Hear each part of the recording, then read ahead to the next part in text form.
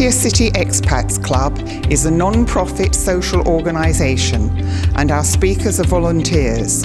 The club as such assumes no responsibility or liability for the professional reputation of or the quality of services provided by the speaker today.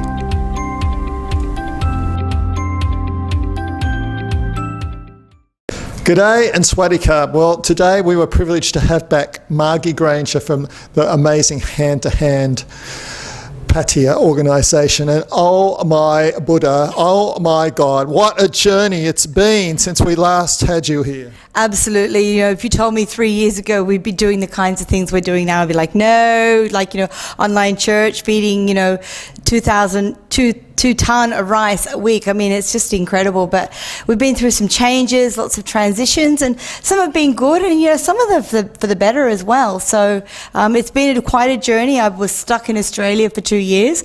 They wouldn't let me out. So I learned a lot about leadership during that time, you know, because I had to lead from afar. I spent 5 hours a day on Zoom sometimes talking to Thailand. So it was a very interesting time and very challenging, but, you know, also very rewarding. It's the way that you approach something, isn't it? It's that old adage that I always say, adapt and improvise. That's right. And you know, you can choose joy in any situation, and so we just looked at that and also gave us an opportunity to kind of partner with other organisations that maybe are a little bit smaller than us but doing the same thing, and they had different resources. They might have had like a great space to form the limes to give out food, but we had more food, and we said, hey, let's partner together, and together we did an amazing job. Yeah, it's such a, it shows if your heart's in the right place, you can always find a way to give. That's right, absolutely. And, you know, we're reaching out to the Russians and Ukrainians now because they're stranded here with no money, no food, and sometimes no visas as well. So, you know, that's a population group that I never imagined I'd be helping. But yeah, so we're always looking for who's out there that needs help, and we're there to help. And it's became very food oriented during all the lockdowns and stuff. Like the number 1, 2 and 3 thing was food. Absolutely. And you know, online learning. Our kids went on to online learning for 1.5 years, and they didn't have smartphones or tablets or devices or anything like that. So we just said, hey, who's got an old device just sitting in their drawer because they bought a new one? And then we used their transport money to connect them to the internet. I thought that was clever because I wondered where you're getting the money for the internet connection. Yeah, so we use their transport money, but then that opened up a whole new area of how do you manage what they're looking at online, because these kids have never had devices before. So are they looking at pornography? Are they playing games? Are they really doing school? So that was another whole thing that needed to be opened up that was very labour intensive, but you know, we've pulled it off and we're very thankful.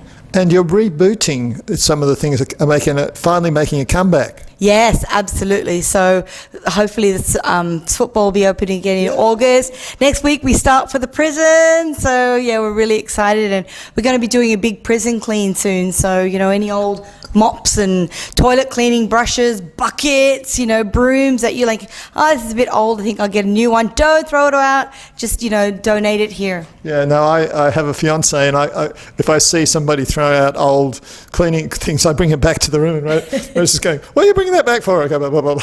yeah, you know, and it's not just about saving money, it's about saving the planet too, you know. Like all these things are things that go into the refuse, and we've got to find dumps to put them into. So, and that's one of the things we found that when we're giving out lots of food, that there was so much plastic and foam going out. We said we have to do what we can to stop this. So we did a big fundraiser, and we've got metal tiered containers for people now. So we're not giving out plastic, we're not giving out foam boxes. And look, are we changing the whole planet? No, but we're doing what we can. And they, of course, then they find other uses for the metal containers too. Absolutely, they're great for food storage containers and all of that as well. So I want you to take us out by retelling that story about the 16-year-old who had to go into quarantine. Yeah, so we had a 16-year-old scholarship student, and she had to go into quarantine because she had COVID, and they put her into a room with her uncle, her male cousin who was grown up as well,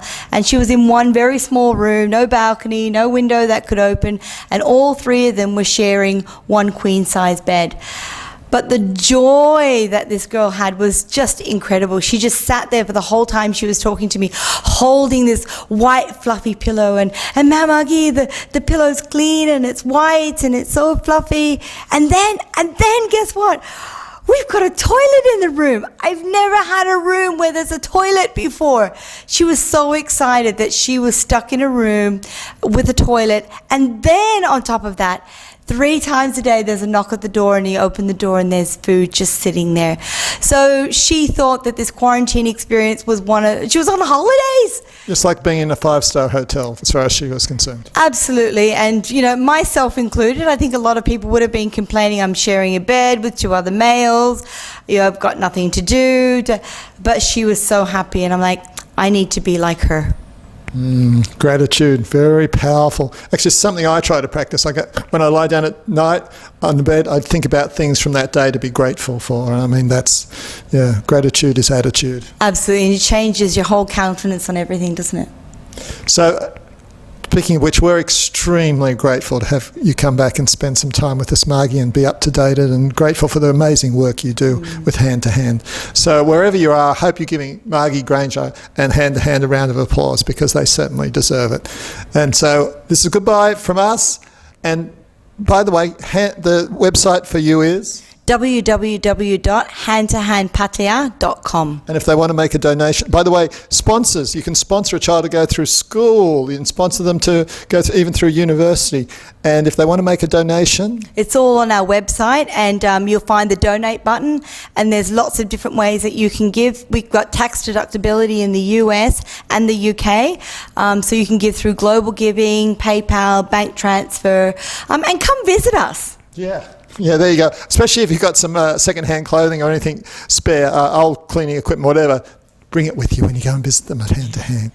But for now, wonderful to have you back, Margie, and wonderful for all the work that you and the team are doing. But for now, it's bye and be grateful. Yes. Bye.